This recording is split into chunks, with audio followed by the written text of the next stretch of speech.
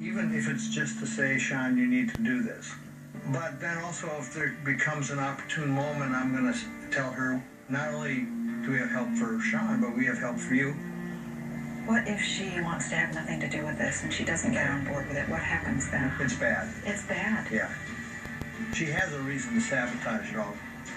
And he is in imminent life-threatening danger. So I hope that she'll be in the intervention.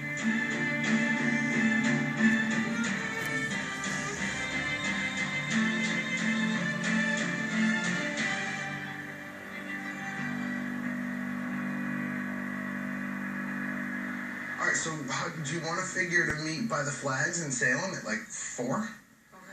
Does that sound good? 4. All right, I'm up. Let me see. My brother and I used to play tennis here all the time. That was actually the one sport that I was fairly good at. What is that?